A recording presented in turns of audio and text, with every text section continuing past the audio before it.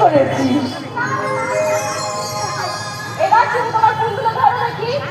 মা, তুই তো আমার ঠাকুর ঘরটা চিনিস? হ্যাঁ জানা কারণ ঠাকুর ঘরে রেখে দিয়ে আয় না মা।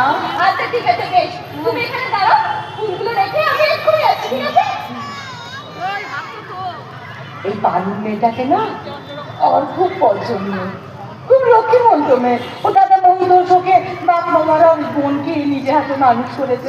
এমন একটা মেয়েকেই বাড়ির বউ করে আনলে কি ভালো হয়। কৃষ্ণ আর পারুলকে না চমৎকার বানাবে।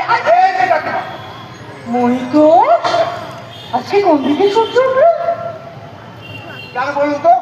দাদা বোন দুজনে এই সময় এই বাড়িতে কিনা তাই জানতে চাইলাম।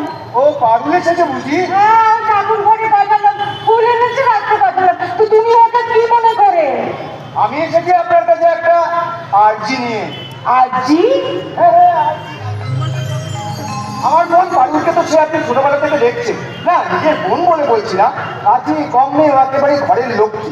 আর ওর বিয়ের বয়সও তো হলো তো বিয়েটা দিচ্ছ না কেন?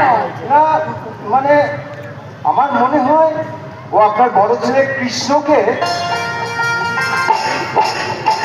মহিদোষ, তুমি আমার মুখের কথাটা কেড়ে নিলে। কিছুক্ষণ আগেই আমি কৃষ্ণ আর পারুলের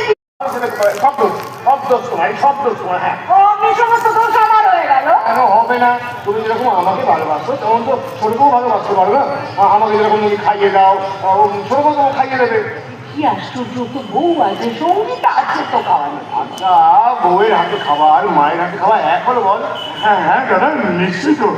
মায়ের হাতে খাওয়া মানে সেই খাবারে মমতা থাকে, মমতা থাকে, স্নেহ থাকে, স্নেহ থাকে, আদর থাকে। আদর থাকে। শুনলে শুনলে তুমি?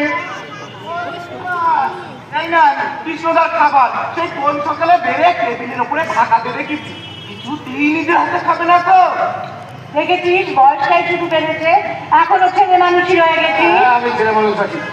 আমাকে আমাকে তুমি আর খাইয়ে দিলে আমার পেটই বলে না। হ্যাঁ, যাকে অগিনিমা, আপনি তাড়াতাড়ি ওই কৃষ্ণদারে খাইয়ে ভেতরে আসেন, আমি আবার তার খাবারটা বেড়ে রাখছি। হ্যাঁ, আয় ভাবি, আয়। দাদা, জীবন